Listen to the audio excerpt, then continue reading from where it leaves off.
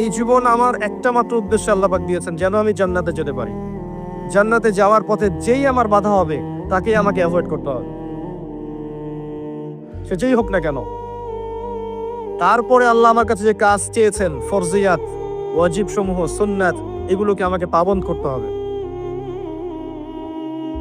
আমাকে ইলম অর্জন করতে হবে, আমাকে জানা অনুযায়ী আমল করতে হবে, আমার পরিবারটাকে গঠন করতে হবে নববীর আদর্শে। আবারও বলছি, গঠন করার ক্ষেত্রে গিয়ে যদি বলতে বলতে দাওয়াত প্রদান করতে করতে করতে করতে কাজ না হয়, আপনি আসহাবুল কাহাফ হয়ে যান। এছাড়া কোনো অপশন নাই। নাহলে এই পারিবারিক ফিতনা আপনাকে দিন থেকে সরাই দিক, পারিবারিক ফিতনা আপনাকে দিন থেকে সরাই দিক। আপনাকে তারপরে হালাল রিজিক সার্চ করতে হবে, নিজের জান মাল সময় শ্রম দিয়ে দিনের ফিকির করতে হবে। দিনটা কিভাবে টিকে থাকে, দিন টিকে না থাকলে আমরা টিকে থাকতে পারবো না। এই পৃথিবীতে মুসলিম জাতি সম্মানিত হয়েছে শুধুমাত্র দিনের কারণে। এই দিন যদি আমরা আমাদের খেয়ানত করি, আমরাও আর সম্মানের জায়গায় থাকবো না, লাঞ্ছিত হয়ে যাব। আল্লাহ পাক হেফাজত করুন। আমাদের মা বোনদের প্রতি খাস নজর রাখতে হবে, তাদের দিকে আমাদের খাস নজর রাখতে হবে, তাদেরকে শিক্ষিত করতে হবে, তাদের নিরাপদ পরিবেশের ব্যবস্থা করতে হবে, তাদের মাঝে দিনের হালাকা বাড়াতে হবে। কোনো অপশক্তি যেন ওদেরকে আল্লাহর পথ থেকে সরিয়ে নিয়ে শয়তানের দাসত্ব করাতে না পারে, খেয়াল রাখতে হবে। তাদের আব্রু যেন রক্ষা করার প্রয়াস তারা পায়, এই সুযোগ আমাদেরকে করে দিতে হবে। আমাদের ছেলে মেয়েরা যারা বড় হচ্ছে, আপনার ছেলে আমার মেয়ে, আমার মেয়ে আপনার ছেলে, এদেরকে এমনভাবে মানুষ করতে হবে যেন আগামী 10-20 বছর পরের যে বিশ্বটা আসবে, ওই বিশ্বটাকে যেন ওরা চ্যালেঞ্জ করতে পারে। গরু ছাগল মানুষ করার কোনো দরকার নাই, গবাদি পশু বড় করার কোনো দরকার নাই। এসব বাচ্চা কাচ্চা থাকাচ্ছে না থাকা ভালো। প্রত্যেকটা ঘরে ঘরে একটা করে ইসমাইল তৈরি করেন, প্রত্যেকটা ঘরে ঘরে একটা করে ইসমাইল তৈরি করেন, একটা করে খালিদ তৈরি করেন, একটা করে ওমর তৈরি করেন। বাচ্চা একটা নেন, একটাকে ওমর বানান, প্রয়োজন একটা নেন, একটাকে ওমর বানান। একটা মেয়ে হলে ওই মেয়েটাকে আপনি খাদিজা বানান রাদিয়াল্লাহু আনহা, মারিয়াম বানান আলাইহিস সালাম, খাওলা বানান, সুমাইয়া বানান, একটা বানান। সুসন্তান একটা যথেষ্ট। 10-12টা গবাদি পশু পোষার পিছনে কোনো লাভ নাই। আপনি ফিউচার প্ল্যান করেন, আগামী 10-20-30 বছর পর কি করতে যাচ্ছেন, এই সময়টুকুতে আপনি কি চাচ্ছেন, আপনার জীবন নিয়ে আপনার পরিকল্পনা কি। স্পেশালি যুব সমাজকে বলবো, যে ইয়াং জেনারেশনকে বলবো, যে আপনাদের তারুণ্যটাকে আল্লাহর পথে কাজে লাগান। আরশের ছায়ায় যদি ছায়া পেতে চান, আপনাকে আপনার যৌবনটাকে আল্লাহর পথে ঢালতেই হবে। এই ঢালার মানে এই নয় যে আপনাকে এখনই একদম রণাঙ্গনে বের হয়ে যেতে হবে, বিষয়টা এমন নয়। বিষয়টা হচ্ছে আপনাকে শুরু থেকে কাজ করতে হবে, পড়াশোনা থেকে শুরু করতে হবে। পড়াশোনা, আমল, আকীদা, মানহাজ শক্ত করা, তারবিয়াত, প্রশিক্ষণ, আপনার কি বলবো, হালাল রিজিক, আবশ্যক পরিবার, জানা অনুযায়ী আমল, দিনের ফিকির করা, দিন নিয়ে কোনো প্রজেক্ট করা। আপনাকে আগাতে হবে দিন নিয়ে। পুরো যৌবনকালটাকে আপনার আল্লাহর পথে দিয়ে দেওয়া। এবং যৌবনের অনেকটা সময় আমরা অপচয় করে ফেলেছি অলরেডি, অনেকটা সময় চলে গেছে। কিন্তু যৌবন হয় 20 বছর, আপনি দেখবেন 10 বছর এইসব ভাবতে ভাবতেই চলে গেছে, জীবন বুঝতে বুঝতে চলে গেছে। দিনই বোনদেরকে সুযোগ করে দেন, মা বোনদেরকে সুযোগ করে দেন, তারা দিনের জন্য অনেক কিছু করতে পারবে। শুধু সুযোগের অপেক্ষা, ওদেরকে আমরা সুযোগ করে দিতে পারছি না। আমাদের স্ত্রীদেরকে, আমাদের মাদেরকে, বোনদেরকে, আমাদের মেয়েদেরকে আমরা সুযোগ করে দিতে পারছি না। ওদেরকে সুযোগ দেন, দিনের জন্য করার মানসিকতা তৈরি করে দেন। তারা আমার চেয়ে আপনার চেয়ে বেশি খেদমত করতে পারবে ইনশাআল্লাহ। ওরাই জন্ম দিবে ইসমাইল ইনশাআল্লাহ আযজা ওয়া জাল।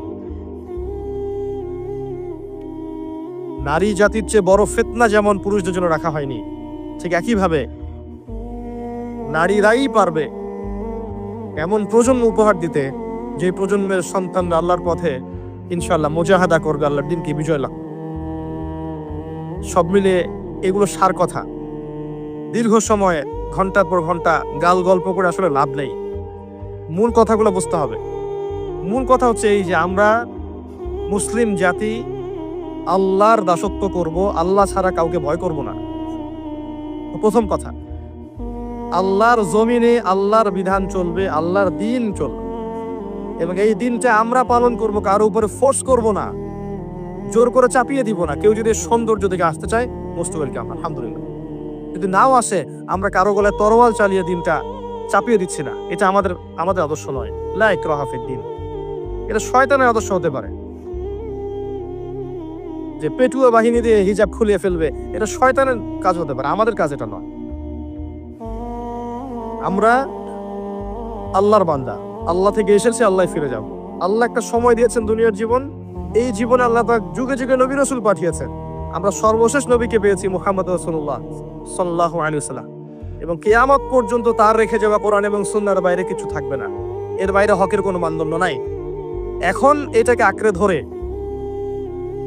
আল্লাহর দিনটা নিজে পালন করা, নিজের পরিবারের মধ্যে সাধ্যমতো চেষ্টা করা, প্রতিষ্ঠা করার। যদি না হয়, বারবার বলছে, একা থাকবেন, পরবর্তী প্রজন্মকে মানুষ করা, এগুলোকে আঁকড়ে ধরে একটু হালাল খাওয়া, দুনিয়ার বিষয়গুলোকে কমিয়ে এনে দিনের প্রচার প্রসার প্রতিষ্ঠা দিয়ে আত্মনিয়োগ করা, এবং উম্মার সমস্যাগুলোকে ফাইন্ড আউট করা, সলিউশনের চেষ্টা করা, যার যার জায়গা থেকে চেষ্টা করা। আল্লাহ পাক কোরআনে বলেছেন, ইন তানসুরুল্লাহ ইয়ানসুরকুম, তিনি তখনই তোমাদেরকে সাহায্য করবেন যখন তোমরা আল্লাহর দিনকে সাহায্য করবে। এমনি এমনি সাহায্য আসবে না। ইন্নাল্লাহা লা ইউগাইয়িরু মা বিকওমিন হাত্তা ইউগাইয়িরু মা বিআনফুসিহিম। আল্লাহ পাক কোনো কওমের অবস্থা ততক্ষণ পরিবর্তন করেন না যতক্ষণ না ওই কওম তার অবস্থা পরিবর্তন চেষ্টা করে। আর আমরা মুসলিমরা উগ্র নই, আমরা সন্ত্রাসী নই। আমরা সন্ত্রাসী নই। আমাদের চেয়ে নম্র, ভদ্র, বিনয়ী মানুষ পৃথিবীতে পাওয়া যাবে না। হ্যাঁ, যুগে যুগে যখনই মাজলুম হয়েছে মুসলিমরা, তখন অস্ত্র ধরেছে। আর মাজলুম অবস্থায় অস্ত্র ধরার অধিকার মুসলিমদের ছিল, এটা অন্য বিষয়। কিন্তু মিডিয়ার এই কারসাজির মধ্য দিয়ে এই শয়তানের দোসর যারা আছে, এদের সারা বৈশ্বিক এই প্রোপাগান্ডার কারণে ইসলামকে জঙ্গিবাদের ধর্ম, সন্ত্রাসীদের ধর্ম বলার কোনো কারণ নাই। ইসলাম সাম্য আর মানবতার ধর্ম। এখানে সমস্ত বিষয়ের সমাধান আপনি পাবেন ইনশাআল্লাহ আযজা ওয়া জাল। আল্লাহ থেকে এসেছি, আল্লাহ ফিরে যাব। মাঝখানের সময়টুকুতে আমাদেরকে আল্লাহর দাসত্ব করতে হবে। দাসত্ব করার মানদণ্ড কোরআন এবং সুন্নাহ, এবং রোল মডেল ওই যে মুহাম্মদ সাল্লাল্লাহু আলাইহি ওয়াসাল্লাম। ফলো করেন, নিজে পালন করেন, পরিবার এস্টাবলিশ করার চেষ্টা করেন। আপনি আপনার সাধ্যমতো সমাজে দাওয়াতি কাজ করেন। উগ্র হবেন না এবং শৈথিল্যতাবাদীও হবেন না, দুটোই হওয়া যাবে না।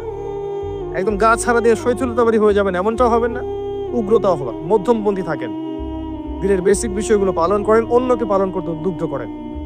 নিজের জান, মাল, ইজ্জত, সময়, শ্রম যা আছে এটাকে দিয়ে আল্লাহর পথে একটু চেষ্টা করেন। বিশেষ করে আমাদের যুব সমাজ, আমাদের মা বোনরা এবং আমাদের পরবর্তী প্রজন্ম যারা আসছে, এই তিনটা জেনারেশনের দিকে বেশি ফোকাস করেন।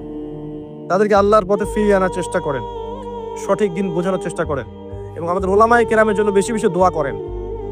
কিন্তু ওলামায়ে কেরামের মধ্যে আল্লাহ পাক পরিপূর্ণ দিনটাকে দান করেন এবং তাদেরকে দীর্ঘমেয়াদী হায়াত দারাজ করেন, বাঁচিয়ে রাখেন, সমাজের খেদমত করার তৌফিক দান করেন। এবং যাবতীয় দৃশ্য অদৃশ্যের বিপদ আপদ থেকে, ফিতনা ফাসাদ থেকে আল্লাহ পাক যেন আমাকে এবং ওলামায়ে কেরাম সবাইকে হেফাজত করেন, যাতে করে তারা দীর্ঘ সময় পর্যন্ত মানুষকে দিনের সঠিক কথাগুলো বলতে পারে। এবং আল্লাহ পাক যেন তাদের মধ্যে ঐক্য আগে দান করেন।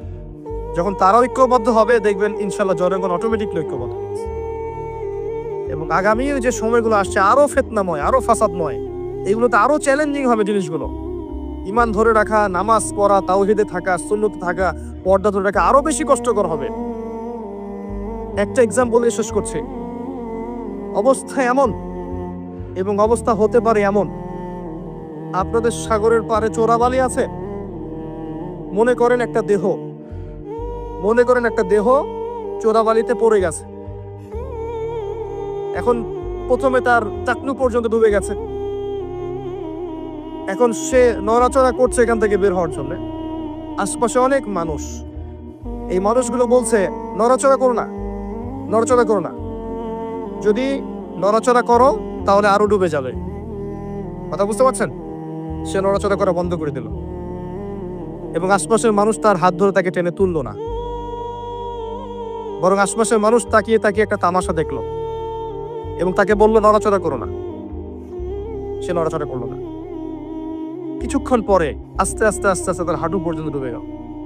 অটোমেটিকলি নড়াচড়া না করলেও তো ডুবে না? ডুববে। ডুবে গেল হাঁটু পর্যন্ত। এবার সে ছটফট করছে, আরো বেশি বের হতে হবে আমাকে। আশপাশে সব মানুষ বলছে নড়াচড়া করো না, ডোন্ট মুভ, নড়াচড়া করো না। নড়াচড়া করলেই আরো ডুবে যাবে। আশপাশে সব মানুষ তাকে টেনে তোলার চেষ্টা করলো না। এরপরে তার কোমর ডুবলো, এরপর তার বুকটা ডুবলো, এরপর তার গলা পর্যন্ত ডুবলো। এখন তার মাথাটুকু বাকি আছে। এই মাথাটুকু আপ্রাণ চেষ্টা করছে কিভাবে এখান থেকে বের হওয়া যায়, যান বাঁচানো যায় কিভাবে। এখনো আশপাশে সব মানুষ দাঁড়িয়ে বলছে নড়াচড়া করো না, নড়াচড়া করলে যতটুকু বেঁচে আছো এতটুকু থাকতে পারবে না। এই অবস্থায় যদি সে আরেকটু কাল বিলম্ব করে, আজ হোক আর কাল হোক, তার ওই মাথাটুকু ডুবে যাবে ইনশাআল্লাহ। এই হচ্ছে বর্তমান পরিস্থিতিতে মুসলিমদের অবস্থা। কে ওই দেহটাকে টেনে বের করবে? কাদের এই হিম্মত আছে?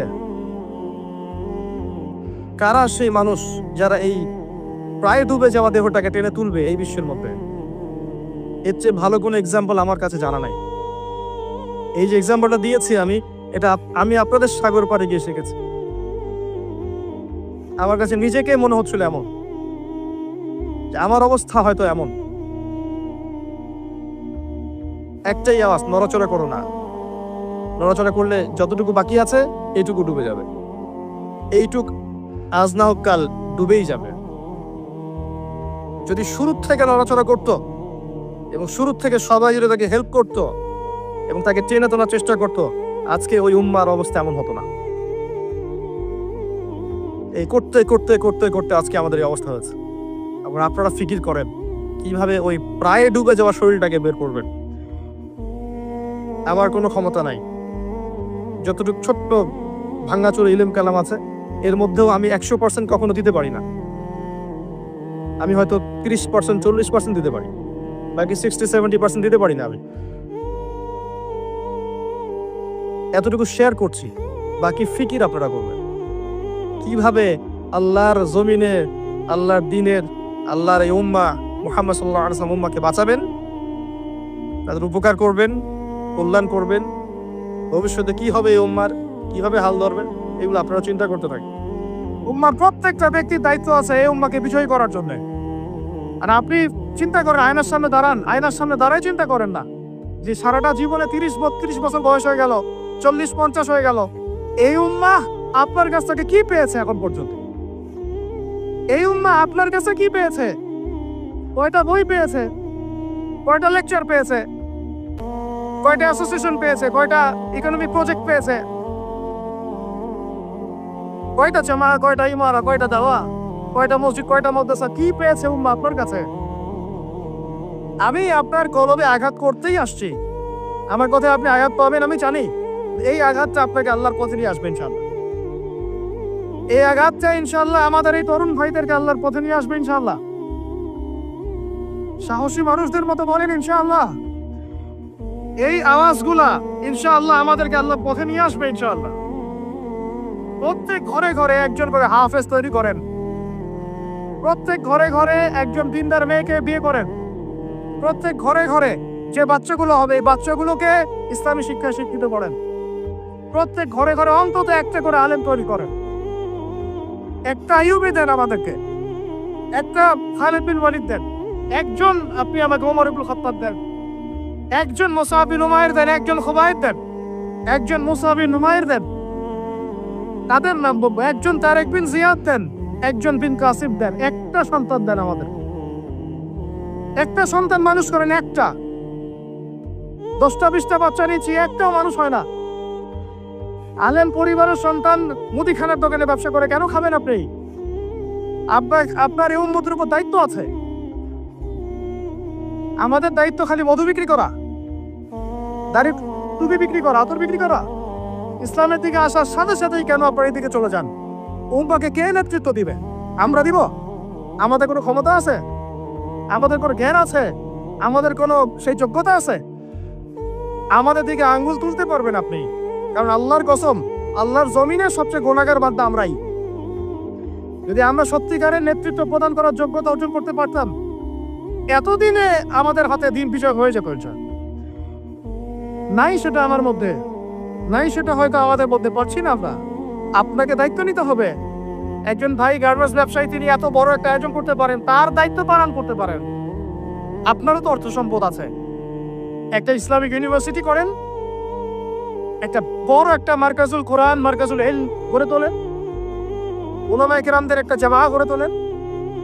কিছু পারেন না, অথেন্টিক বইগুলোকে প্রচার করার ব্যবস্থা করেন, কিছু কিছু অথেন্টিক মিডিয়া প্রডিউস করেন। তোমরা জেনারেল লাইনে পড়াশোনা করে কয়জন বিজ্ঞানী হচ্ছ? একটা সফটওয়্যার আবিষ্কার করতে পারছি না আমরা ইসলামিক, হাতে গোনা যায় অ্যাপস, 3-4টা অ্যাপস ইসলামিক। প্রযুক্তি আমাদের নিজস্ব হাতে তৈরি করা না, আমাদের স্বতন্ত্র মিডিয়া নাই। এই মিডিয়াগুলোতে কিছু হয় না, এগুলো বরং কোনো কোনো ক্ষেত্রে ফিতনাও ছড়ায় বেশি। কারণ আমার কথা মন খারাপ করুন না, কারণ আমি চ্যালেঞ্জ করতেছি আপনাদেরকে, আপনি 1000 জনকে বসান যারা দিন নিয়ে কাজ করতে চাচ্ছেন, তাদের 10% কোরআন তেলাওয়াত সহি না। কোরআন তেলাওয়াত সহি না করে আপনাকে এত বড় দায়িত্ব নিতে কে বললো? আপনি তো বুঝবেন না যে কোনটার সাথে কোনটা দিতে হবে, কি বলা দরকার, কি প্রচার করা দরকার, কি করা যাবে না। বাংলাদেশে আলেমে আলেমে দ্বন্দ্ব লাগানোর জন্য অনেক সময় মিডিয়া দায়ী হয়ে গেছে। কেন এরকম সামনে দিতে গেলেন? অমুককে ধুয়ে দিল, তমুক। সে যদি না ধুয়েও দেয় তবু তো আমার মনে হচ্ছে লোকটাকে ভালো মনে করতাম, লোকটাকে আলেম মনে করতাম। এরকম কথা বললো আমার সম্পর্কে, আমার মনের মধ্যে একটা খারাপ ধারণা সৃষ্টি হচ্ছে। কেন আপনি সামনে দিতে গেলেন? ওর যখন চোখে পড়বে সে আবার কাউন্টার দিবে, কারণ আমরা তো মন থেকে পবিত্র না, মনের মধ্যে হিংসা দিয়ে ভর্তি। আমি ঘুরেছি, প্রত্যেক মহলেই ঘুরেছে, আমরা এখন পর্যন্ত নফসের তাজকিয়া অর্জন করতে পারি না। মনে আমাদের যে পরিমাণ হিংসা বিদ্বেষ, এই হিংসা বিদ্বেষ নিয়ে কবরে গেলে আল্লাহ পাকের একটা আযাবও মাটিতে পড়বে। হ্যাঁ, আল্লাহ মাফ করুক আমাদেরকে। হিংসা নিয়ে যদি মানুষ পরকালে যায়, নেক আমলগুলা আগুনের মতো খেয়ে ফেলবে। নবী সাল্লাল্লাহু আলাইহি ওয়াসাল্লাম বলেছেন। আমরা এটাকে ফরজ করে নিয়েছি নিজেদের মধ্যে। ভাই, আপনারও তো যোগ্যতা আছে, আপনারও তো কিছু করার আছে। একটা অ্যাপস আবিষ্কার করেন, একটা বই লিখেন, একটা মাদ্রাসা করেন, একটা মসজিদ করেন, একটা ইসলামিক ইউনিভার্সিটি করে তোলেন, স্বতন্ত্র ইসলামিক মিডিয়া করে তোলেন। সবচেয়ে বড় কথা, কাজ যেগুলো হয় সেগুলো বিক্ষিপ্ত হয়ে যায়, এগুলো কোনো একটা সূত্রে গাঁথা না। এখানে একটা মাহফিল, ওখানে একটা, ওখানে একটা, ওখানে একটা, এখানে একটা মাদ্রাসা, ওখানে একটা, ওখানে একটা, এখানে একটা। 4 জন 4 ভাবে চিন্তা করেন, 4 জন 4 ভাবে চলেন। এখানে একটা সংগঠন ইসলামিক, ওখানে একটা, এখানে আর একটা, ওখানে একটা। একটা ওয়ান উম্মাহ জামাআহ নাই বাংলাদেশ। তো আপনারা বলেন না আমাকে, এই উম্মাহকে কিভাবে আমরা বিজয় নিয়ে যাব? আমাকে আপনারা বলেন।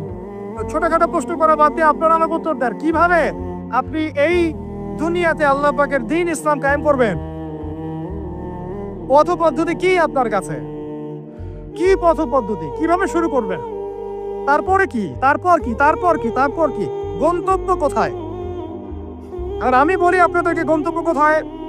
কসম, আল্লাহর কসম করে বলতেছে, আল্লাহ রাব্বুল আলামিনের কোনো পরোয়া নাই যদি বাংলাদেশে দ্বীন কায়েম না হয়, যদি পাকিস্তানে না হয়, মালয়েশিয়াতে না হয়, এইখানে না হয়, ওইখানে না হয়, আল্লাহর কোনো পরোয়া নেই, কিছু যায় আসে না। কারণ আখিরুজ্জামান স্টাডি করলে আপনি পাবেন যে অবশ্যই অবশ্যই নবী ঈসা ইবনে মারইয়াম এই পৃথিবীতে আবার আসছেন ইনশাআল্লাহ, এবং তিনি আসার আগেই মুসলিমদের মধ্যে একজন ত্রাণকর্তা আসবেন। তার নাম মুহাম্মদ। তার নাম কি? মুহাম্মদ। বাবার নামও আব্দুল্লাহ, মায়ের নামও আমিনা। মিল থাকবে বংশের। উঁচু নাক, চওড়া কপাল, নবী সাল্লাল্লাহু আলাইহি ওয়াসাল্লামের চেহারার সাথে সাদৃশ্য থাকবে। মুসলমানদেরকে নেতৃত্ব দিবেন ইনশাআল্লাহ তাআলা। আমি বলছিলাম আল্লাহ পাকে কোনো পরোয়া নাই, কারণ এই হাদিসগুলো স্টাডি করলে আপনি দেখবেন যে মুসলমানদের হাতে আসতে যাচ্ছে ইনশাআল্লাহ। ওইখানে ঈসা আলাইহিস সালাম 40 বছর ইসলামী খেলাফত কায়েম করবেন ইনশাআল্লাহ। খেলাফত নাই, ইসলামের প্রতিষ্ঠার কথা আপনি ভুলে যান। খেলাফত ছাড়া ইসলামী প্রতিষ্ঠার কথা ভুলে যান। ঈসা আলাইহিস সালাম এসে ইরানের সাথে কোনো সন্ধি করবেন না। ইউনাইটেড নেশনসে গিয়ে বলবেন না যে আমাকে একটা স্বাধীন রাষ্ট্র প্রতিষ্ঠার অনুমোদন দেন, তিনি এই কথা বলবেন না। তিনি বলবেন না যে আমাকে ডলার দেন, IMF এ গিয়ে বলবেন না আমাকে ঋণ দেন, বরং তিনি এই পুরো বৈশ্বিক কুফরি তাগুতি শক্তির গোড়ায় যে আঘাত করবেন ইনশাআল্লাহ। যতদিন পর্যন্ত এই পুরো বিশ্বে খ্রিস্টানদের যে অ্যালায়েন্স জায়নিস্ট মুভমেন্ট এর হচ্ছে, ততদিন পর্যন্ত মুসলমানরা স্বাধীন হতে পারে নাই। আমরা এখন পর্যন্ত স্বাধীন হতে পারি নাই, এটাই সত্য কথা। কখন স্বাধীন হবেন আপনি? কখন এই উম্মাহ স্বাধীন হবে? যখন আপনার আমার কথা উঠবে বসবে, তখন যখন আপনার আমার কথায় এই বসবে, তখন যখন আপনার আমার কথায় এই পুরো কুফরি তাগুতি শক্তির উঠবে বসবে, তখন বুঝবেন উম্মাহ স্বাধীন হয়েছে। স্বাধীনতা শুনছেন? বেলাল ইবনে রাবাহ স্বাধীন যখন তাকে পিটানো হচ্ছে শেকল দিয়ে বেঁধে শেষে টানা হচ্ছে, বেলাল ইবনে রাবাহ সেদিন স্বাধীন ছিলেন, কারণ তিনি আল্লাহ ছাড়া কারো দাসত্ব করেন না। আবু জাহেলের নির্মম নির্যাতন, উমাইয়া বিন খালাফের নির্মম নির্যাতন বেলাল ইবনে রাবাহকে পরাধীন করতে পারে নাই। বেলাল স্বাধীন আঘাতের মধ্যে। সুমাইয়া স্বাধীন। সুমাইয়ার নাম শুনেছেন? আমাদের বোনদাতার নামই জানে। ওরা জানে কি প্রোডাক্ট আসলো বাজারে, কোন পার্লারে গেলে কি পাওয়া যায়, কোথায় গেলে কি হয়, কোন মার্কেটে গেলে কি পাবো। মার্কেট ভর্তি মহিলা দিয়ে, ভর্তি মহিলা দিয়ে, গার্মেন্টসও তো ভর্তি মহিলা দিয়ে। পদটা কতটুকু মেনটেন হয় সেটাও ভাবতে হবে। জব করতে দোষ নাই, জব করতে দোষ আছে, পদটা কতটুকু ভাবতে হবে না? আমরা যে বস্তুবাদী এটা আমাদের রাস্তাগুলি প্রমাণ করছে। আমরা আমাদের বাড়ি ঘরগুলো চকচকা করছি আর সরকারের রাস্তাগুলো ভেঙে ফেলতেছি। এখন ওই রাস্তাগুলো তৈরি করে দেওয়ার দায়িত্ব আমাদের, দায়িত্ব আমাদের না? অবশ্যই আমাদের, কেন আমরা তো খেয়ানত করলাম, সরকারি মাল দরিয়ামে ডাল, এরকম চিন্তা করলাম। ওদিকে যেতে চাচ্ছি না। বোনরা শোনেন, ভাইরাও শোনেন, সুমাইয়া স্বাধীন। কখন স্বাধীন? যখন আবু জেহেল তাকে বলছে যে তুই এই জন্যই ইসলাম কবুল করেছিস যে মুহাম্মাদের সৌন্দর্য দেখে তুই তার প্রেমে পড়েছিস। নাউজুবিল্লাহ সাল্লাল্লাহু আলাইহি ওয়াসাল্লাম কি বলেছে বলেন? তুই মুহাম্মাদের সৌন্দর্য দেখেই মনে হয় তার প্রেমে পড়েছিস। নাউজুবিল্লাহ, আস্তাগফিরুল্লাহ। সুমাইয়া রাদিয়াল্লাহু আনহা তখন বাধা, হাত পা বাধা, হাত পা বের করার কোনো অপশন নাই, বাধা আছে। এক জটলা থুতু মুখে একত্রিত করে আবু জাহেলের মুখের উপর থু করে থুতু দিয়ে দিয়েছে। আর আপনারা তো জানেন যে একটা থুতুতে অনেক কিছু হয়, হয় না? একটা থুতুতে অনেক কিছু হয়। এক থুতুতে ইমানদার মুনাফিক আলাদা হয়ে যায়। এক থুতুতেই ইমানদার মুনাফিক আলাদা হয়ে যায়। সুমাইয়াও থুতু দিয়েছিল আবু জাহেলের মুখে। এবার আবু জাহেল কি করেছে শুনেন। আবু জাহেল তার কাছে একটা বর্ষা ছিল, বর্ষা চেনা যায়, বর্ষা সামনে অংশ চোখা, এটা দিয়ে সুমাইয়া রাদিয়াল্লাহু আনহার লজ্জাস্থানে আঘাত করে তাকে শহীদ করে দিয়েছে। সুমাইয়ার কথা শুনে আমাদের লাগলো না, কারণ সুমাইয়া আমার মেয়ে না, আমার মেয়ে আয়েশা তো আর না, আমার মেয়ে মারিয়াম তো আর না, আমার ছেলে ওমর উসমান তো আর না। সুমাইয়া তখন স্বাধীন, যখন তাকে বর্ষায় শহীদ করা হলো, সে স্বাধীন, জান্নাতে চলে গেল। জুনাইবিজ একজন সাহাবী ছিলেন, ছোটখাটো মানুষ, ইসলাম কবুল করে আসছেন খায়বার যুদ্ধের দিন। নবী সাল্লাল্লাহু আলাইহি ওয়াসাল্লাম তার হাতে তাকে তলোয়ার দিয়েছেন এবং তাকে যুদ্ধে মানে অগ্রগামী যে সৈনিকরা থাকে প্রথম কাতারের দিকে, সেখানে থাকার মানে চান্স দিয়েছেন। তাকে মানুষ বিয়ে করতে চাইতো না, কারণ তার চেহারা সুরক্ষা খুব একটা ভালো লাগে না, বংশ নিচু, মানুষের একটা থাকে না প্রেস্টিজ ইস্যু, তার মনে কষ্ট। নবী সাল্লাল্লাহু আলাইহি ওয়াসাল্লাম একদিন প্রস্তাব পাঠালেন, তাকে চিঠি দিয়েছে, তুমি এই চিঠিটা নিয়ে অমুক গোত্রে যাও, গিয়ে বলো যে আমি বলেছি তোমাকে যেন মেয়ে দেয়। তখন তারপরেও মেয়ে দিতে চাচ্ছে না, কিন্তু সেই মেয়ে শুনেছে যে আল্লাহর নবী সুপারিশ করেছে, আমার যৌবনের উপর ধিক্কার জড়িয়ে আমি এই সুপারিশ না রাখি। তিনি বললেন জুলাইবিস যেমনই হোক চেহারা, আমি তাকে বিয়ে করতে রাজি আছি। তিনি বিয়ে করলেন, সংসার হলো, শুরু হলো। এই সাহাবী খায়বার যুদ্ধে শহীদ হলেন। নবী সাল্লাল্লাহু আলাইহি ওয়াসাল্লাম তার চারপাশে দেখলেন, তার চারপাশে 12 জন ইহুদির লাশ পড়ে আছে। কয়জন? একাই 12 জনকে হত্যা করেছে এই সাহাবী। আল্লাহর নবী তাকে নিজের হাতে কোলে নিয়েছেন। কোলে মানে তার দেহটা এরকম ছিল আর খুব লম্বা চওড়া না, নিজের হাতে কোলে নেওয়ার মতো। নিয়ে নিজ হাতে তিনি তাকে দাফন করলেন আর বললেন যে আমার এই সাহাবীর জন্য হুরে নেইনরা তাদের দরজা খুলে দিয়েছেন। তিনি তখন স্বাধীন। ওমর ইবনে খাত্তাব তখন স্বাধীন। কখন স্বাধীন? ওমর রাদিয়াল্লাহু আনহু যে কোরআন খুলে সূরা তাহা পড়ছেন, তাহা পড়তে পড়তে তার ভিতরে ফিলিংস চলে আসলো যে না, এটা আল্লাহর পক্ষ থেকে আসছে। তিনি বলছেন খুসুনি ইলা রাসূলিল্লাহি ওয়া আসহাবি, আমাকে আল্লাহ রাসূলের কাছে নিয়ে চলো, তার সাহাবীদের কাছে নিয়ে চলো। তাকে নিয়ে যাওয়া হলো। ভিতরে হামজা ছিলেন রাদিয়াল্লাহু আনহু, তাকে টেনে নিয়ে আসলেন ভিতরে। বলছেন তরোয়াল নিয়ে আসছো কি জন্য? হ্যাঁ, আলা তানতাহি হাত্তা ইয়াজআল আল্লাহু বিকা কারিয়া, ততক্ষণ পর্যন্ত কি তুমি ক্ষান্ত হবে না যতক্ষণ আল্লাহর গজব না আসছে তোমার উপরে? ওমর ইবনে খাত্তাব বলছেন ইয়া রাসূলুল্লাহ, হে আল্লাহর রাসূল, জিতুকা উমিনু বিল্লাহি ওয়া রাসূলিহি, আমি আপনার কাছে এসেছি আল্লাহ এবং আপনার প্রতি ঈমানদার হয়ে এসেছি। ওয়া বিমা জিতা বিহি মিন ইনদিল্লাহ, এবং আপনি আল্লাহর পক্ষ থেকে জানিয়ে এসেছেন এই কোরআনের প্রতি ঈমানদার হয়েই আমি আপনার কাছে এসেছি। আশহাদু আল্লা ইলাহা ইল্লাল্লাহ ওয়া আশহাদু আন্না মুহাম্মাদান আবদুহু ওয়া রাসূলুহু, কালিমা পড়লেন, মুসলিম হলেন, স্বাধীন হলেন। আগে পরাধীন ছিলেন। বুঝতে পারছেন না কথা? এরপরে তিনি সবার দরজায় গিয়ে নক করলেন। আবু জাহেলের বাসায় নক করে বলছেন হাল আলিমতা আন্নী কদ আসলামত, তুমি কি জানলা যে আমি ইসলাম কবুল করেছি? আবু জাহেল, তুমি কি জানলা, শুনলা যে আমি ইসলাম কবুল করেছি? আরেকজনের বাসায় যান, উমাইয়া বিন খালাফ, হাল আলিমতা আন্নী কদ আসলাম, তুমি কি জানলা আমি ইসলাম কবুল করেছি? ওয়া তাবাআতু মুহাম্মদ সাল্লাল্লাহু আলাইহি ওয়াসাল্লাম, আমি আল্লাহর রাসূলের ইত্তেবা করেছি। এরপর কুরাইশদের এই কাবার সামনে গিয়ে বলছেন ইয়া মা'শারাল কুরাইশ, হে কুরাইশ তোমরা শোনো, ইয়ালামু আন্নী কদ আসলামত, তোমরা জেনে রাখো যে আমি ইসলাম কবুল করেছি। ওয়া শাহিদতু আল্লা ইলাহা ইল্লাল্লাহ ওয়া আন্না মুহাম্মাদান আবদুহু ওয়া রাসূলুহু। এবার কুরাইশরা গিয়ে তার উপর আক্রমণ শুরু করলো। 40 জন 50 জন গিয়ে তাকে চাপড়ে ধরতেছে, তিনি একাই লড়তেছেন সবার সাথে।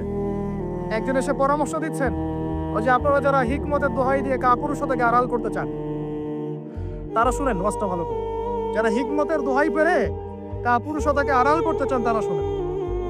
উনি এসে বলেছেন যে আসালা কুনতা কাতামত, তুমি কি ইসলাম কবুলের এই বিষয়টাকে গোপন রাখতে পারতা না? কি দরকার ছিল এভাবে প্রকাশ্যে বলার? কি দরকার ছিল এভাবে কাফেরদের সাথে একটা দ্বন্দ্বে জড়ানোর? শোনেন তারপরে তিনি কি বলছেন। তিনি বলছেন যে ওয়াল্লাহি, আল্লাহর কসম করে বলছি, লাউ ফাররিকান্না বাইনাল হাক্কি ওয়াল বাতিল কামা ফাররাকাল্লাহু বাইনাল লাইলি ওয়ান নাহার, আল্লাহু আকবার। তিনি বলছেন আল্লাহর কসম করে বলছি, আমি রাত এবং দিন আল্লাহ পাক যেভাবে আলাদা করে দেন এই রকম করে আমি সত্য আর মিথ্যা আলাদা করে দেব ইনশাআল্লাহ। আল্লাহু আকবার।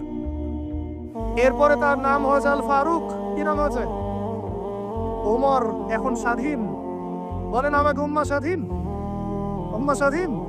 কিছু করতে গেলেই বলবে স্যাংশন দিয়ে দিব, কিছু বললে বলবে যে একদম টাকার মান কমাই দিব। আরো কিছু যদি বলতে চায় আমাদের প্রশাসন গভর্নমেন্ট, তারা যদি আরো বড় পদক্ষেপ নিতে চায়, প্রশাসন গভর্নমেন্ট যদি বলতে চায়, বলতে পারে বা বলে ওই ইউনাইটেড নেশনসে গিয়ে যে আমরা আমাদের দেশ থেকে আমাদের সেনাবাহিনী পাঠাবো গাজায় গিয়ে আমাদের পক্ষে, আমাদের মুসলিমদের পক্ষে যুদ্ধ করবে, এই কথা যদি বলতে পারে বা বলে, দেখবেন তাদের সমস্ত শক্তি দিয়ে বাংলাদেশকে আক্রমণ করে ফেলছে। আর আপনি আমাকে বলেন আমরা স্বাধীন, উম্মাহ স্বাধীন? ওই তাগুতি শক্তির, বিশ্বকুফরি শক্তির পরাজয় না হওয়া পর্যন্ত মুসলমানরা স্বাধীন না।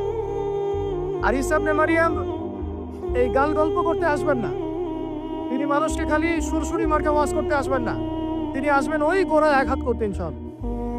আর এই মানুষকে সুরসুরি মার্কা ওয়াজ করবেন না, খালি ফজিলত আর ফজিলত, এভাবে নয়। তিনি আসবেন দাওয়াতের মিশন নিয়ে, উম্মাহকে ঐক্যবদ্ধ করবেন, কুফারদের সাথে মুসলমানদের একদম সশস্ত্র যুদ্ধ হবে, তারপরে এদের একটা একটা করে খুঁজে বের করে মারা হবে ইনশাআল্লাহ। আল্লাহর কসম করে বলতেছি, আমাদের একটা মুসলিম ভাইয়ের রক্ত বৃথা যাবে না, একজন শিশুর রক্ত বৃথা যাবে না ইনশাআল্লাহ। একজন বোনের ইজ্জতের মূল্য ওদেরকে দিতে হবে ইনশাআল্লাহ। এই যে বিগত 1.5 মাসে তোমরা 19,600 জনকে হত্যা করেছো, একটা একটা করে হিসাব আমরা দিব ইনশাআল্লাহ। 1914 সাল থেকে 2023 পর্যন্ত প্রায় 3.5 লক্ষ মানুষকে হত্যা করা হয়েছে, এর হিসেব ওরা দিবেন ইনশাআল্লাহ। এর হিসেব আমরা নিব ইনশাআল্লাহ। আমরা ছাড়বো না ইনশাআল্লাহ, এই ফিতনা আমরা ছাড়বো না, এই জালেমও ছাড়বো না। আর মনে রাখেন, আমাদের এখানে কি হবে তারপরও আল্লাহ পাক করবেন না। আল্লাহ পাক জানেন কোন জায়গা থেকে দিন কায়েম করতে হবে। ঈসা ইবনে মারিয়াম 40 বছর ওই তখ্ত থেকে, ওই সিংহাসন থেকে পুরো বিশ্বটাকে শাসন করবে ইনশাআল্লাহ তাআলা। আপনারা আঞ্চলিক রাজনীতি নিয়ে পড়ে আছেন থাকেন, আমি বিশ্ব রাজনীতি নিয়ে কথা বলছি। আঞ্চলিক পলিটিক্স নিয়ে আমার কোনো আগ্রহ নাই, কারণ আমি জানি এই পুরো সাবকন্টিনেন্ট শাসন করবে ঈসা আলাইহিস সালাম। যদি আমরা তার পক্ষের লোক হয়ে যাই তাহলে আমরা ইজ্জত সম্মান পাবো ইনশাআল্লাহ। আর যদি আমরা তার বিপক্ষে চলে যাই দেখবেন জিল্লতি আর জিল্লতি নেমে আসবে, আল্লাহ মাফ করুন। এখন শুনেন, ইবনুল খাত্তাব সাদির এখানে হামজা রাদিয়াল্লাহু আনহু স্বীকার করে আসছেন, যুগ ভাই আপনি শুনেন, এই যে ওমরের কথা বললাম, এরকম একটা ছেলে আমাকে দিতে পারবেন ঘর থেকে, প্রত্যেকটা ঘর থেকে পারবেন? সাহস আছে খালি বলবে যে আমি রাত দিন যেমন আল্লাহ আলাদা করে দেন, আমি সত্য মিথ্যা আলাদা করে দেবো, পারবে? তোমরা টিকটক চালাচ্ছ, পাবজি খেলতেছো, ফ্রি ফায়ার খেলতেছো, মেয়ে নিয়ে পড়ে আসো, তোমরা কিভাবে উম্মাকে নেতৃত্ব দিবা? নামাজ পড়তেছো না, সাপ্তাহিক সম তো রাখো না, মনে হয় আল্লাহ ভালো জানেন। দান সদকা কতটুকু পর আল্লাহ ভালো জানেন। কোরআন তেলাওয়াত করতে শিখতেছো না, কোনো আলেমের সহবতে যাও না। ইউটিউব, অনলাইন, ফেসবুক, ব্যাস that's all. YouTube, online, Facebook হচ্ছে একটা ফিতনার জগৎ। আপনি বলতে পারেন যে আমার লেকচারও তো যায়, অনেক বড় বড় আলেমদের লেকচারও যায়, সব মেনে নিয়েই বলছি এটা ফিতনার জগৎ। সব মেনে নিলাম, আপনার কথা মেনে নিয়েই বলতেছি ফিতনার। কারণ এর কন্ট্রোলও কুফর শক্তির হাতে, এর কন্ট্রোলও তাগুতি শক্তির হাতে। আপনি এটা নিয়ন্ত্রণ করেন না, এই প্রযুক্তি আপনি তৈরি করেন নাই। আমরা আলাদা করে কোনো মুসলিম কমিউনিটি, সোসাইটিও বিল্ড আপ করতে পারিনি অনলাইনে, বুঝেছি? আমাদের কোনো স্বতন্ত্র সামাজিক যোগাযোগ মাধ্যম আছে বলেন? ওমর ইবনে খাত্তাবের মতো একজন স্বাধীন মানুষ দেন। হামজা রাদিয়াল্লাহু আনহু স্বাধীন কখন? আবু জাহেল আল্লাহর নবীকে একটা আঘাত করেছে, বলেন নাউজুবিল্লাহ, সাল্লাল্লাহু আলাইহি ওয়াসাল্লাম।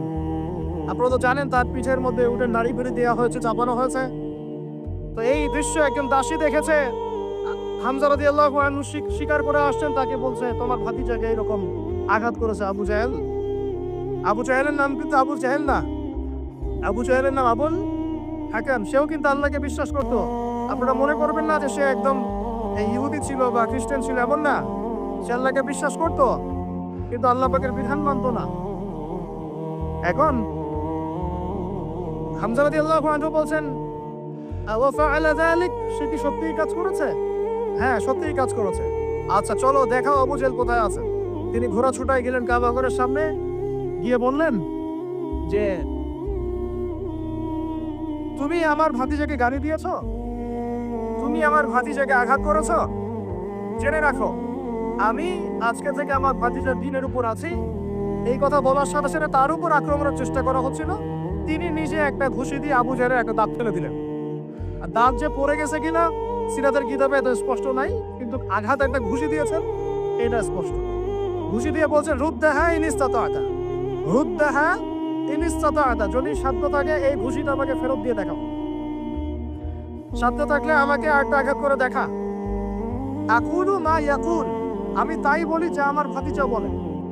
শাহিদতু আল্লা ইলাহা ইল্লাল্লাহ ওয়া আন্না মুহাম্মাদান আবদুহু ওয়া রাসূলুহু, আমি সাক্ষ্য দিচ্ছি বা দিলাম আল্লাহ ছাড়া কোনো ইলাহ নাই, মুহাম্মদ আমার ভাতিজা আল্লাহর রাসূল, ওর সাধ্য থাকলে আমাকে ঠেকা। এরকম জেনারেশন দিতে পারবেন? আপনার ছেলেটা কি এরকম? আপনার ভাইরা কি এরকম? এই আমাদের মায়েরা তাদের সন্তান কি এরকম? যে মেয়েদেরকে ঘরে নিয়ে আসছেন এই মেয়েগুলোও কি সুমাইয়ার মতো? উম্মে আমারা একজন নারী সাহাবী, উম্মে আমারা উহুদের যুদ্ধে চতুর্দিক থেকে আল্লাহর নবীকে আক্রমণ করা হচ্ছে, তিনি একাই তীর ছুটছেন। মহিলা সাহাবী, নারী সাহাবী, আমাদের নারী মেহেদি দেয় বসে বসে, তাও বয়ফ্রেন্ডের জন্য। আমাদের নারীরা ঘরে বসে বসে মেহেদি দেয়, পার্লারে যায় বয়ফ্রেন্ডের জন্য। আর উম্মে আমারা রাদিয়াল্লাহু আনহা, তাদের মতো সাহাবীরা জীবন দেন রাসূলের জন্য। স্বাধীনতা এই যে, তারা স্বাধীন, আল্লাহর দাসত্বের অধীনে তারা কাউকে পরোয়া করতেন না। তখন উম্মাহ ছিল স্বাধীন। আর কি, আর কার কয়জনের কথা বলবো আপনাদেরকে? মুসআব বিন উমাইর, বিখ্যাত সাহাবী, তরুণ সাহাবী, দায়ী মানুষ, এত দামি পারফিউম ইউজ করতেন, এটা এখনকার লাখ টাকা কোটি টাকার দাম হবে। বিত্তশালী পরিবারের, এই যে বিত্তশালী পরিবারের সন্তানও শোনেন, আপনারা তো বাইক দাবড়ায় বেড়ান, গাড়ি ড্রাইভ করে বেড়ান, মাঝখানে অ্যাক্সিডেন্ট করে দেন, কেসও খান না, বাপের টাকা আছে পার পেয়ে যান, ইয়াবা খান, তারপরে গিয়ে মেয়ে নিয়ে ফুর্তি করেন, জেনা নিত্য নৈমিত্তিক ব্যাপার। একটা মেয়েকে পিছনে ওঠান, 7 দিন ঘোরেন, আবার চেঞ্জ করেন, 7 দিন পরে আরেকটা নেন। মুসআব বিন উমাইরও ধনীর সন্তান ছিলেন, ধনীর দুলাল। যখন ইসলাম এসেছে, কোরআন এসেছে, শুনেছেন তিনি ইসলাম কবুল করেছেন, মা সম্পত্তি থেকে বঞ্চিত করেছে, তাকে চাটাইয়ের মধ্যে চড়িয়ে নিচে আগুন দেওয়া হতো, ধোঁয়া দেওয়া হতো, আযাব দেওয়া হতো পারিবারিক ভাবে। তিনি যখন নবীর কাছে আসলেন, নবী তাকে বললেন তুমি মদিনায় যাও। কোথায়? মদিনায় গিয়ে দাওয়াতি কাজ করো। মদিনায় দাওয়াতি কাজ করতে লাগলে তার একক দাওয়াতে মদিনার 75টা পরিবার ইসলাম কবুল করেছে। এই যে মদিনায় যে ইসলামের আপনি জয়জয়কার দেখছেন, এটা মুসআব বিন উমাইর রাদিয়াল্লাহু আনহু দাওয়াতের একটা ফসল, আল্লাহ রাসূলের দোয়া। কয়টা পরিবার? এই 75 পরিবারে এসে বায়াত করলেন নবীর কাছে, তারপরে নবী হিজরত করলেন মদিনায়। এমনি এমনি হয়নি, এগুলো প্রেক্ষাপট। ওই মুসআব বিন উমাইর রাদিয়াল্লাহু আনহু উহুদের যুদ্ধে শহীদ হচ্ছেন, তার গায়ে তখন 50টার বেশি তরবারের আঘাত আছে। কয়টা বেশি? মাকবার ওখানেই আছে, দেখে আসেন। তিনি স্বাধীন। ওই ময়দানে যারা সেদিন ছিলেন, ওই শনিবার সকাল 10টা থেকে, ওটা তো শাওয়াল মাসে, তাই না? শাওয়াল না, রমজানে পরে শাওয়াল মাসে যুদ্ধ হয়েছে। শাওয়াল মাসে 10 তারিখ মেবি, হ্যাঁ 10 তারিখ 9 তারিখ সিরাত কারা পড়েছেন, 9 বা 10 সকালবেলা যুদ্ধ হচ্ছে। ওই সময়ে পৃথিবীতে যারা ওই সময় যুদ্ধ করছে মুসলমানদের পক্ষে, আল্লাহর জমিনের মধ্যে সবচেয়ে শ্রেষ্ঠ মানুষ তারা, সবচেয়ে শ্রেষ্ঠ জীবন, শ্রেষ্ঠ মৌত। ওখানে তারা উঠবেন, তখন তাদের গা থেকে মেশকম্বরের ঘাম ছুটতে থাকবে। মারেফত থাকলে আপনিও পাবেন, অন্তরের মধ্যে কলুষতা থাকলে আপনি পাবেন না, তো স্বাভাবিক। এখন মুসআব বিন উমাইর কি পরাধীন না স্বাধীন? বলেন, তিনি কি পরাধীন না স্বাধীন? স্বাধীন মুসআব বিন উমাইর। আরেকজনের কথা শুনেন, বলতে থাকলে আপনাদের সারা রাত ফজর হয়ে যাবে। জাফর ইবনে আবি তালেব নাম শুনেছেন? জাফর ইবনে আবি তালেব শুনেন, এটা শুনেন। অনেকে অনেক দলিল দেয়, এই দলিলগুলো শুনেন, এগুলো শুনেন। 3টা গোত্র ছিল মদিনায়। কয়টা ভাই? একটা বনু কুরাইজা, বনু কাইনুকা, বনু নাজির। বনু কুরাইজা, বনু কাইনুকা, বনু নাজির, এই 3টা গোত্রের সাথে আমাদের চুক্তি ছিল। আমরা একটা সনদের মধ্যে ছিলাম। গাদ্দার, এরা সনদ ভঙ্গ করলো, ঠিক যেমন করে তারা আক্রমণ করছে এইভাবে। সনদ ভঙ্গ করলে বনু কাইনুকার বাজারে আমাদের এক মহিলা সাহাবী, তিনি বোন গিয়েছেন হাজতে, সোনার দোকানে। ইহুদি তাকে বলছে নিকাব খোলো, সে নিকাব খুলছে না, খুলবে না। ইহুদি দুষ্ট, ষড়যন্ত্র করে তার কাপড়ের একটা অংশ রশি দিয়ে গিট বেঁধে দিয়েছে। আমাদের তিনি এবার উঠতে গিয়েছেন, সদর একটু খুলে গেছে, নাউজুবিল্লাহ। চিৎকার করে উঠেছেন। পাশে ছিলেন এক আমাদের আনসারী সাহাবী, আওয়াজ শুনেছেন। সেই আওয়াজ শুনে এক মুহূর্ত দেরি করে নাই, মদিনায় ফিরে এসে নবীর কাছে পারমিশনও চান নাই। বুঝেন, দলিল বুঝেন। তিনি এক মুহূর্ত দেরিও করেন নাই, মদিনায় ফিরে গিয়ে নবীর কাছে পারমিশনও নেন নাই। তার কাছে একটা খোলা তরোয়াল ছিল, বের করেছেন, গর্দানে একটা কোপ দিয়ে গর্দান নামাই দিয়েছেন। সাহসীদের মতো বলেন আল্লাহু আকবার। বাস বাস বাস বাস বাস, আমি তবেই খারাপ ফেলবো। বাস বাস ভাই, বসেন বসেন বসেন বসেন, আমি টপিক হারাই ফেলবো। আমি দলিল দিচ্ছি আপনাকে, এই সাহাবী নবীকে গিয়ে জিজ্ঞাসা করেন না, করেছেন? পরামর্শ নিয়েছেন? তার সামনে তার বোনকে এইভাবে কিস করা হয়েছে, এক মুহূর্ত দেরি করেন নাই, গর্দান নামাই দিয়েছে। এবার ওই সাহাবীর উপর আক্রমণ করে ওই সাহাবীকে শহীদ করে দিয়েছে। নাই, শেষ, ওনাকে মেরে ফেলেছে। তারপর এই কেসটা নবীর দরবারে আসলো। নবীর দরবারে আসার পরে নবী সাল্লাল্লাহু আলাইহি ওয়াসাল্লাম সাহাবীর ব্যাপারে কোনো সমালোচনা তো করলেনই না। সাহাবী, তুমি ভুল করেছো, আমাকে জিজ্ঞেস করে করো নাই, আমার পরামর্শ করে নাও নাই, এগুলো তো বললেনই না। বরং তার অন্যান্য সাহাবীদেরকে বললেন, সবাই যুদ্ধের বর্ম করে বের হও, বনু কাইনুকাকে আক্রমণ করতে হবে। এখন আপনি দেখছেন 3 মাসে 19,600 জন, 3 মাসে, সরি 3 মাস কিসের, 1.5 মাসে 19,600 জন।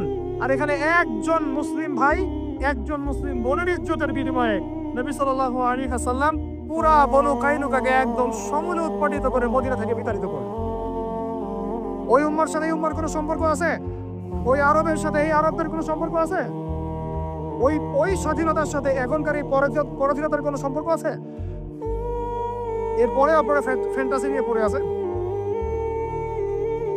আল্লামা রুমি বলতেন, উনি একজন বড় সুফি মানুষ ছিলেন, উনি বলতেন যে আমি যা বুঝি আর আমি যা জানি বুঝতে পারি, তোমাদেরকে বলে কি লাভ, তোমরা তো বুঝবা না।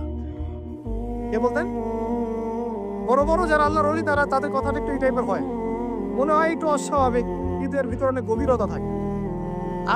আমি নিজেও এই কথা বলতেছি, আমরা যা বুঝি, যা বুঝতেছি, যা দেখতেছি, তা আপনাদেরকে বলে বোঝাতে পারবো না, বলেই বা কি লাভ, আপনি হয়তো বুঝবেনও না। এই একটা ঘটনা ধরেই পেলেন। আরেকটা শোনেন, আরেকটা কওম হলো বনু নাজির। রাসূলকে দাওয়াত দিয়েছে, দাওয়াত দিয়ে বলছে যে আমরা ইসলাম কবুল করবো, আসেন নেগোশিয়েট করি। নবীজি বসেছেন,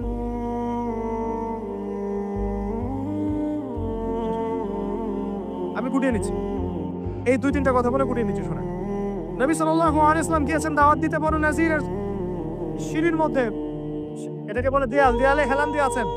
উপর থেকে এরা চাকি আছে না, চাকি এদের আমরা ধান ভাঙে আগেকার মায়েরা বোনেরা, বড় বড় যে লোহার আর পাথরের, এইগুলো উপর থেকে ফেলে তাকে হত্যা করার চেষ্টা করেছিল বনু নাজির। কোন গোত্র? বনু নাজির। আল্লাহ নবী জিবরাইল আলাইহিস সালামের মাধ্যমে জানতে পারলেন, সেখান থেকে উঠলেন, উঠে বললেন যে ঠিক আছে, বনু নাজিরকে আমরা অবরোধ করব। 1.5 মাস অবরোধ করে রাখা হলো, সূরা হাসরে পড়ে দেখেন। এরপরে এরা নিজেদের ঘরবাড়িগুলো কাঁধে করে নিয়ে মদিনা থেকে বিতাড়িত হলো। বনু নাজির দলিল নাম্বার 2। 3 বনু কুরাইজা, বাকি আছে শুধু একটা, এখন বনু কুরাইজা। বনু কুরাইজাকে বলা হয়েছে আমাদের সাথে থাকবে, অন্যদের সাথে যাইতে পারবো না। Okay fine. খন্দকের যুদ্ধে 10,000 সৈন্যবাহিনী নিয়ে আবু সুফিয়ান আক্রমণ করেছে মদিনা, অবরোধ করে রেখেছে। এই সুযোগে বনু কুরাইজা কুরাইশদের সাথে মিলে আমাদের সাথে গাদ্দারি করবে। আল্লাহ নবী যুদ্ধ শেষ করে বনু কুরাইজায় গিয়ে না গিয়ে কেউ আসরে নামাজ পড়বে না, ওদের সাথে গিয়ে মীমাংসা করতে হবে। তারপরে ওখানে গিয়ে ওদেরকে অবরোধ করা হলো। সাদ বিন মুআজ রাদিয়াল্লাহু আনহু হাতে এই বনু কুরাইজার একজন বালেগ যারা ছিল এদের সবার গর্দান নামানো হয়েছে। এটা বনু কুরাইজা, বনু কুরাইজা, বনু কাইনুকা, বনু নাজির, তিনটা বড় বড় গোত্রের সাথে আমাদের যুদ্ধ হয়েছে নবী জীবিত থাকাকালীন। কি কি শুনিয়ে দেখেছেন। আর এখন আপনি দেখছেন বিগত 100 বছর, 1914 থেকে 2023 পর্যন্ত মার তারা দিতেই আছে, মুসলমান খাইতেই আছে। 4বার বড় বড় যুদ্ধ হয়েছে। যুদ্ধ এই 4টাতে মুসলমানদের মোটামুটি পরাজয়। এখন মোটামুটি 78 থেকে 80% জায়গা ওদের। এখন কি নতুন করে এই জিহাদটা ওখানে ফরজ হয়েছে না আগে থেকে ছিল? ওদেরকে বের করে দেওয়ার পর, 3টা গোত্রকে বের করে দেওয়ার পর খায়বারে তারা কিছু বাকি ছিল। আলী রাদিয়াল্লাহু আনহু হাতে পতাকা দিয়ে বললেন খায়বারে যাও, আক্রমণ করো, এই নাইম দুর্গ তুমি জয় করবে ইনশাআল্লাহ। খায়বারের মারহাব ছিল একজন বীর, একাই 10 জনের সাথে লড়তে পারে। আলী ইবনে আবি তালেবের তরোয়ারের আঘাতে ওর মাথার উপর থেকে তরোয়াল গিয়ে এইভাবে বসে গেছে মাটিতে, মানে দেহটা এইভাবে দ্বিখণ্ডিত হয়ে গেছে। ওদেরকে তারপরে বের করে দেওয়া হয়েছে। তারপর নবী সাল্লাল্লাহু আলাইহি ওয়াসাল্লাম বলেছেন তার ইন্তেকালের কয়েকদিন আগে, যে আমার ইন্তেকালের পর তোমরা বাকি যে অবশিষ্ট যারা আছে এদের সবাইকে জাজিরাতুল আরব থেকে বের করে দিবে। কে বলেছেন এটা বলেন? এখন তারপর ওমর রাদিয়াল্লাহু আনহু ওটা জয় করেন, আমাদের আন্ডারে থাকে। 1099 সালে ক্রুসেডাররা গিয়ে ওটা আবার দখল করে। তার মোটামুটি ভাবে 80 থেকে 90 বছরের মধ্যেই 1176 নাকি 87, 1176 দিকে আইয়ুবী রাহিমাহুল্লাহ গিয়ে সেটা আবার জয় করেন। তারপরে আবার ওখানে লড়াই হয়েছে। তারপরে আবার গিয়ে আপনার মামলুকদের ভূমিকা আছে, জেঙ্গিদের ভূমিকা আছে, তুর্কিদের ভূমিকা আছে, ওসমানীয়রা আবার দখল করেছে। এই সিলসিলা চলতে চলতে 1914 সালে গিয়ে তারা এই ব্রিটেনের সহযোগিতায় এই জায়গাটা দখল করেছে। কত সালে? এই তো 1914 সাল। আর দখল করার পর থেকে এখন এই বিগত 100 বছরে ওখান থেকে তারা বিশ্বের সব নিয়ন্ত্রণ করা শুরু করেছে। জায়গা দখল থেকে শুরু করে মুসলিম ভাইদেরকে দমন, আমাদের বোনদেরকে ধর্ষণ, শিশুদেরকে হত্যা, জমি উপড়ে ফেলা, কি না করেছে। এখন তারা ওখানে শাসন প্রতিষ্ঠা করতে চাচ্ছে। এরাই তারা যারা বিশ্বকে শাসন করবে। শেষ জামানার কনসেপ্ট না জানলে আল্লাহর কসম আপনি ওয়ার্ল্ড অ্যাফেয়ার্স বুঝতে পারবেন না। এখন শেষ করে দেয় এই কথা থেকে, দেখুন তারা বিগত 100 বছরে ওখানে যা যা করেছে বা করে যাচ্ছে, এরপরেও যদি আমাদের টনক না নড়ে, আমরা যদি মনে করি যে আমরা তো খুব ভালো আছি, তাহলে আল্লাহর কসম আমরা এখন উম্মাও বুঝি নাই, স্বাধীনতাও বুঝি নাই। আমাদের সবাইকে বুঝতে হবে পুরো মুসলিম উম্মা একটা দেহ। আমরা নিজেদের বেসিক ঠিক করব, অর্থনীতি ঠিক করব, আমাদের পরিবার ঠিক করব, আমাদের দাওয়াতের মোটিভটা ঠিক করব। এই ইস্যু পাগল জাতি হব না, মূল জায়গায় থাকার চেষ্টা করবো ইনশাআল্লাহ। আস্তে আস্তে সেই প্রজন্ম আসবে ইনশাআল্লাহ। আমি না পড়ি, আপনি না পড়েন, আমাদের পরের জেনারেশন পারবে ইনশাআল্লাহ। বা তারপর একদিন না একদিন বাইতুল মুকাদ্দাসে আমরা নামাজ পড়বো ইনশাআল্লাহ। বাইতুল মুকাদ্দাসে সালাত আদায় না করা পর্যন্ত আমাদের শান্তি নাই। বাইতুল মুকাদ্দাস বিজয় না হওয়া পর্যন্ত এই মুসলিম উম্মার ঘুম নাই। কারণ তারা মুসলিমদেরকে ঘুমাতে দিবে না। তারা মুসলিমদেরকে ভাগ করে ফেলবে, বিভিন্ন মতবাদে ভাগ করে ফেলবে। তারা মুসলিমদেরকে স্যাংশন দিবে, অর্থনৈতিকভাবে পঙ্গু করে ফেলবে, মিডিয়া নিয়ন্ত্রণ করে ফেলবে, ওরা টেকনোলজি নিয়ন্ত্রণ করবে। মুসলিমদেরকে তারা দাঁড়াতে দিবে না যতক্ষণ পর্যন্ত বাইতুল মুকাদ্দাস পাচ্ছেন না। আর এখন এই ইস্যুগুলো নিয়ে কথা বললে মুসলমানদের মধ্যে এক শ্রেণীর মুনাফিক তারা আমাদের বিপক্ষে কথা বলা শুরু করে। এই জাতির এখন চিনতে আশা করি বাকি নাই যে মুসলিমদের মধ্যে কত মুনাফিক ঢুকে গেছে। কোন দলের সাথে আমাদের কোনো দ্বন্দ্ব নাই, আমাদের দ্বন্দ্ব হচ্ছে কথিত মুনাফিকদের সাথে, যারা এই চলমান সংকটের মধ্যেও মুসলমানদের পক্ষে না গিয়ে জালেমের পক্ষ নিচ্ছে। এই চলমান সংকটের মধ্যেও মাজলুমদের পক্ষ না নিয়ে যারা জালেমের পক্ষ নিচ্ছে, এদের সাথে আমার কোনো সম্পর্ক নাই, আপনাদেরও সম্পর্ক থাকার কথা না, এই উম্মারও সম্পর্ক নেই। আল্লাহর কসম ইনশাআল্লাহ আমাদের সন্তানদের হাতে বাইতুল মুকাদ্দাস বিজয় হবে ইনশাআল্লাহ। এখন আপনি আমি সেই দায়িত্ব পালন করবো কিনা সেটা আমাদের বিষয়। আমাদের কর্তব্য কি সেটা আমাদের বুঝতে হবে। এইসব ফ্যান্টাসি বন্ধ করেন, এইসব উপরি স্লোগান বন্ধ করেন, এবং আই ওয়াজ শোডাউন সব বন্ধ করেন। সবাই 5 ওয়াক্ত নামাজি হয়ে যায়, আল্লাহ তৌফিক দান করেন। সবাই মিলে তাহাজ্জুদ গুজার হয়ে যায়, আল্লাহ তৌফিক দান করেন। আল্লাহ পাক সবাইকে হালাল খাওয়ার তৌফিক দেন। সবাই অর্থনীতি ঠিক করে ফেলাই, সবাই দাওয়াতের মেহনতে লেগে পড়ি। আল্লাহ যাকে যা দিয়েছেন তাই দিয়ে দিনের খেদমত করেন। এক ভাইকে আল্লাহ পাক টাকা দিয়েছেন, টাকা দিয়ে করেন। জমি দিয়েছেন, জমি দিয়ে করেন। জ্ঞান দিয়েছেন, জ্ঞান দিয়ে করেন। আপনাকে আল্লাহ পাক মসজিদ মাদ্রাসা দিয়েছেন, তাই দিয়ে করেন। যৌবন দিয়েছেন, যৌবন দিয়ে করেন। লিখতে পারেন লিখেন, বলতে পারেন বলেন, চিন্তা করতে পারেন করেন। যা আপনাকে আল্লাহ দিয়েছেন তাই দিয়ে দিনের খেদমত করেন। আল্লাহ পাক আপনাদের সবাইকে তৌফিক দান করেন, আমিন। আর শেষ কথা হচ্ছে এই যে উম্মার কথা আমরা বললাম, আমরা এখনো পুরোপুরি ভাবে কুফফারদের নিয়ন্ত্রণ থেকে এখনো বের হতে পারি নাই। যদি বের হতে চাই, আল্লাহ পাক আমাদেরকে অবশ্যই রাস্তা দেখাবেন ইনশাআল্লাহ। যদি আমাদের নিয়ত ঠিক থাকে, ইখলাস ঠিক থাকে, প্রচেষ্টা ঠিক থাকে, এবং আমাদের মানাস কর্মপদ্ধতি ঠিক থাকে। আল্লাহ রাব্বুল আলামিন আমাদের সমস্ত তরুণ ভাইদেরকে কবুল করেন, আমিন। আর এই সবগুলো কথা আপনি বুঝবেন জুমার দিন সূরা কাহফ তেলাওয়াত করলে ইনশাআল্লাহ। আর এই জুমায় যে আমলগুলোর কথা বলেছি এর সাথে সূরা কাহফ অ্যাড করে নেবেন। সূরা কাহফ না পড়ে জুমার দিনকেও শেষ করবেন না। আল্লাহ রাব্বুল আলামিন আমাদের সবাইকে এই উম্মাহকে পরিপূর্ণরূপে সাথী করার তৌফিক দান করেন।